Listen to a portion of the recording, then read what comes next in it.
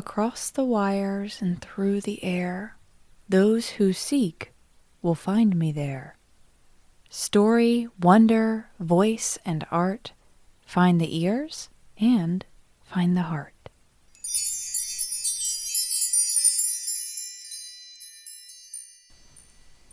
In the depths of the Welsh woodlands, beneath oak and yew, a lone figure wanders. His hair is tangled, his eyes are wild, and yet there is wisdom there. Listen, can you hear it? The whisper of rustling leaves and the soft footsteps of the beasts alongside him.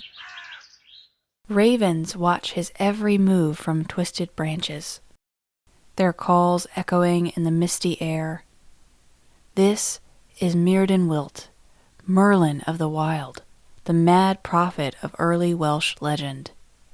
Long before he was the wise old wizard of Camelot, Merlin was Myrddin, a man driven to madness and to magic by the horrors of war, finding solace deep within the forest. My dear listener, welcome to Wishcrafting. Today, our story, Merlin's story, begins with battle. The Battle of Arthuried in the 6th century. Steel clashed and warriors fell as lightning cracked the sky. Merlin was bard and advisor to King Gwyndolo, a Brittonic lord, and he saw his lord cut down amid the frenzy. And when he saw his lord cut down, something within him broke. In the aftermath of the battle, corpses were strewn across damp earth, rain mixing with blood, and Merlin could not bear the grief, and he went mad. With a cry of anguish, he fled into the Caledonian forest, abandoning humanity for the wild.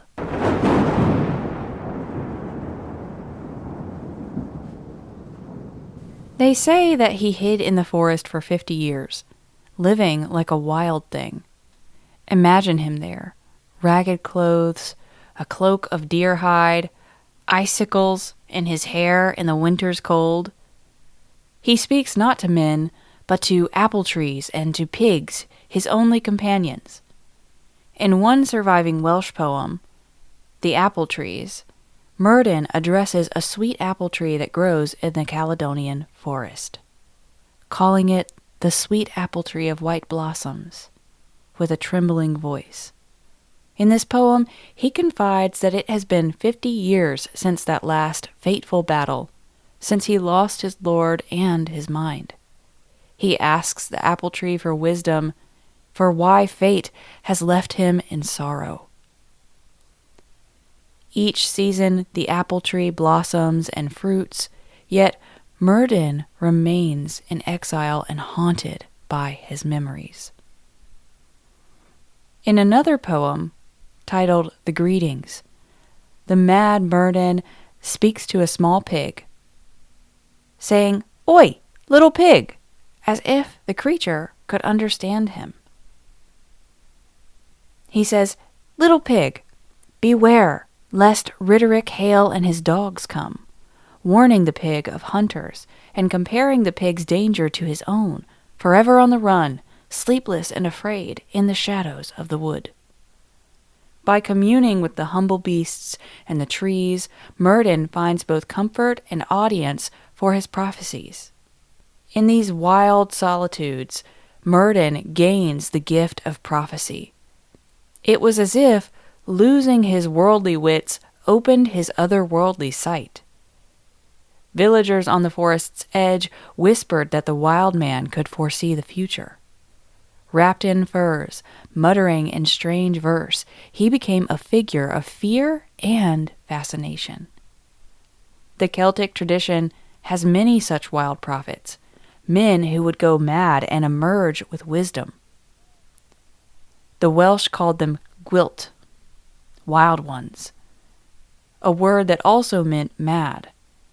Indeed, Merlin's very name echoes the word madman in the old Celtic tongue. In Ireland, there was Mad Sweeney, a warrior poet similarly driven insane to wander the woods. In Scotland, we hear of Leilochan, a wild man in the forest of Tweed, whose story so closely mirrors Merlin's that some say they are the same soul by different names. This archetype, the embattled soul who seeks refuge in nature and returns with prophetic insight, runs deep in the Celtic imagination. My dear listener, I want you to picture Merlin in the half-light of dusk, sitting beneath an apple tree as petals drift down around him, and around him gather the creatures of the forest. A red deer, a boar, birds perhaps on his shoulders, and he speaks poetry that only they witness. In the poem I just mentioned, The Apple Trees, Merlin laments, quote, 19 were the apple trees that once stood here with their fruit. They stand no longer. Who has stolen them from me? Now I see them, now not. Winter and storm have taken them all. I have no shelter from the rain, no food from the earth. End quote. His words in this poem blend reality and they blend vision. Are the apple trees real, or are they a metaphor for the comrades he lost in battle? In this poem, we feel his despair at a world turned barren. Yet, from that pain blooms prophecy. In the poem, suddenly his tone shifts and he prophesies battles to come, speaking of a Wednesday of blood in the valley of Macafee, of exceeding red blades, of Saxon heads taken in war. In his madness, Merlin sees both past and future, grief for his slain lord and hope for his people's victory. These poems, preserved in the 13th century Black Book of Carmarthen, carry the voice of a man at once broken and enlightened. They show him not as a court magician, but as a hermit of the woods communing with nature. To the Welsh bards who recorded these verses, such madness was a sacred frenzy. They understood that Awen, remember Awen, the holy inspiration of poetry and prophecy? They understood that that could drive a person to the brink. Gerald of Wales, a medieval chronicler, even described the inspired ones of Wales, who, when asked to foretell, would roar out violently, possessed by a spirit, speaking in fervored poetic riddles. And when they would return to normal, they would remember nothing of the ecstatic prophecies that they uttered. We can imagine Merlin like this, seized by prophetic trances and shouting truths into the sky, then collapsing, spent among the leaves, as the beasts of the forest stood watch until he came back to center. If coming back to center was even an option for him in those times. In the solitude of the forest, Merlin's mind wandered the thin border between the worlds. Liminality, being on the threshold, became his power. Neither fully in the realm of men, nor entirely beast, neither sane nor truly mad, he moved in a twilight state where insight comes. The forest itself was his oracle. Every rustle of foliage, every raven's cry might carry meaning. The breath of the wind through the branches was like the whisper of an unseen spirit guiding him. In this wilderness, Merlin found a direct line to the other world, that realm of Celtic myth where the boundary between mortal and supernatural blurs. His madness was a kind of visionary ecstasy. What society called insanity, the bards revered as a magical storytelling wisdom. There is a Welsh word for this. I'm not even going to try and pronounce it, but I will spell it for you now, and you'll understand why I'm not going to try and pronounce it. It's spelled Cyfarwyddyd,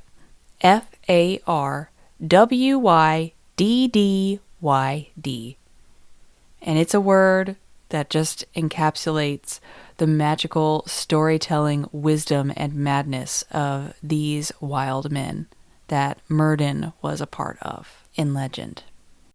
As centuries passed, these fragmented tales of Merlin, the wild Merlin, persisted in the Welsh oral traditions. But to the wider world, he was yet unknown. But that all changed in the 12th century when a Welsh cleric named Geoffrey of Monmouth put quill to parchment and wrote the Historia Regum Britanniae, or the History of the Kings of Britain. Geoffrey gathered Celtic legends and wove them into a grand pseudo-history of Britain. In doing so, he plucked Merlin from the forests of the north and placed him in the courts of kings. Geoffrey reinvented Merlin as Merlin, the prophet-magician who would engineer the rise of King Arthur.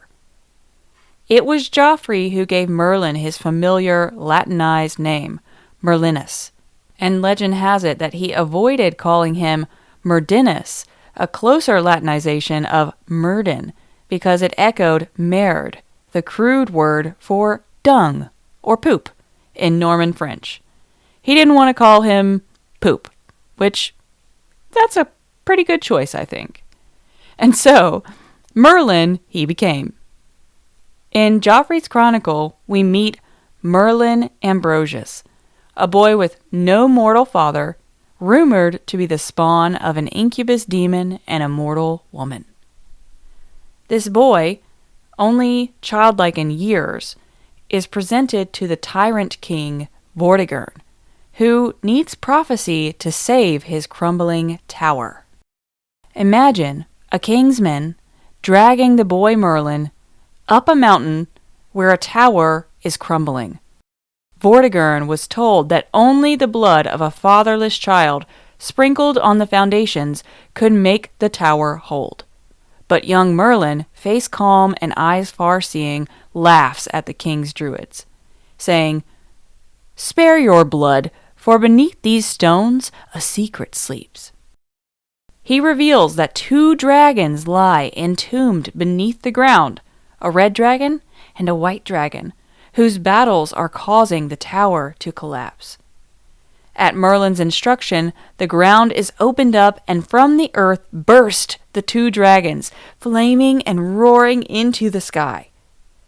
All recoil in terror as red and white serpents clash in mid-air. Merlin Ambrosius interprets this as an omen. The red dragon represents the Britons, and the white dragon represents the invading Saxons.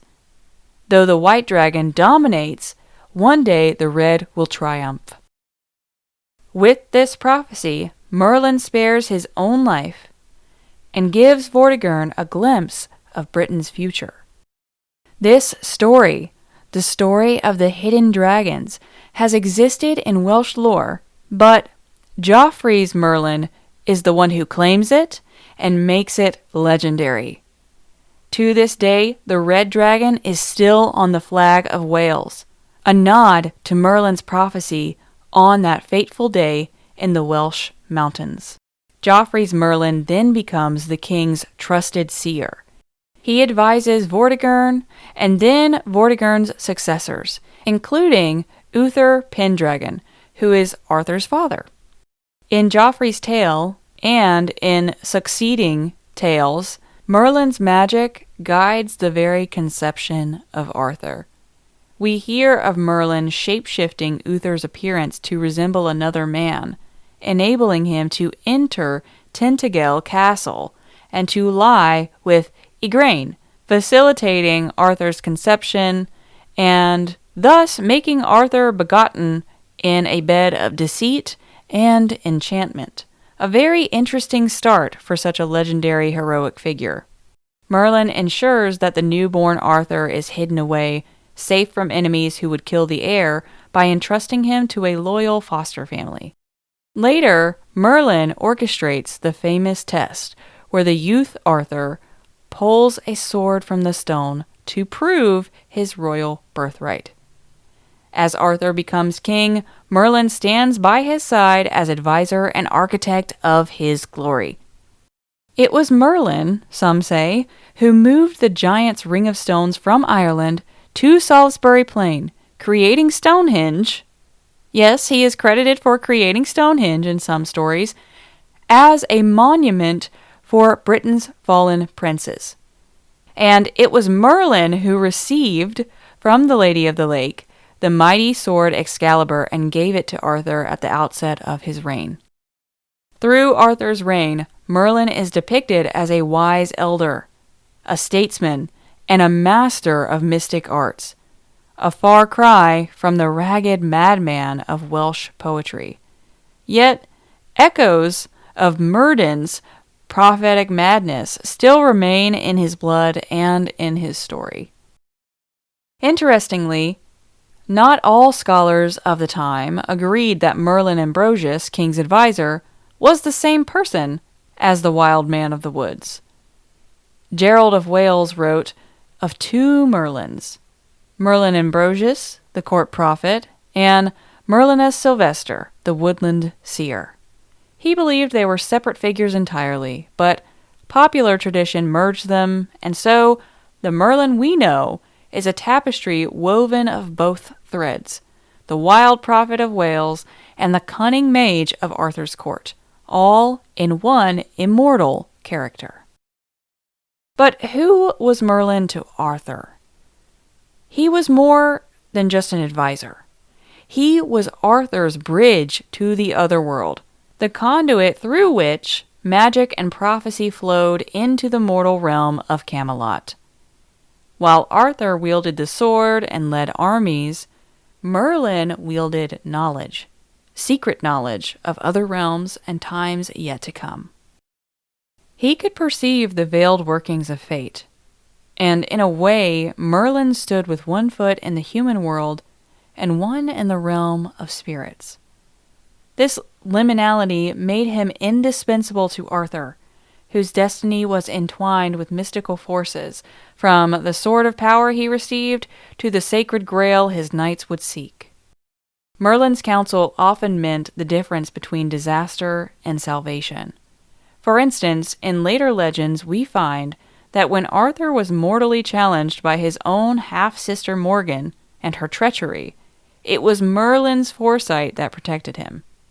In one tale, Morgan Le Fay conspires to steal Excalibur and give Arthur a fake enchanted sword, one that would betray him. Arthur, unaware, is nearly killed by the ruse, but Nimue, the Lady of the Lake, and Merlin's protege, intervenes with Merlin's guidance to save the king.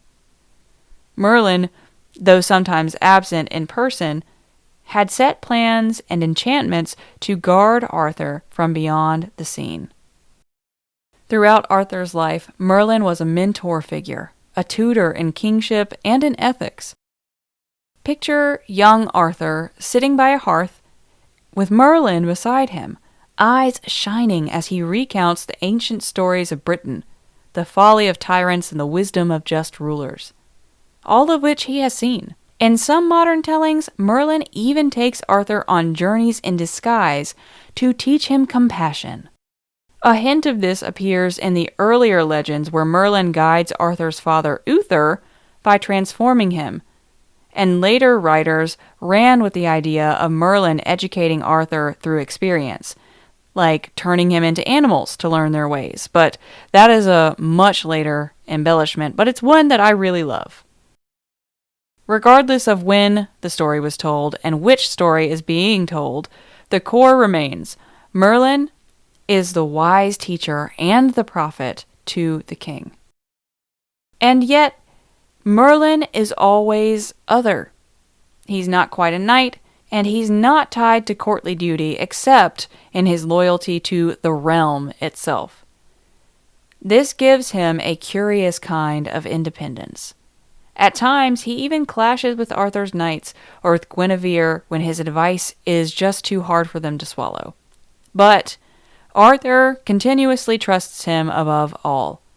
Merlin's relationship with Arthur is one of deep, almost familial love, And Merlin often calls Arthur son. And indeed, in some versions, Merlin was involved in Arthur's very birth, almost like a godfather watching over him from infancy. So that's pretty understandable.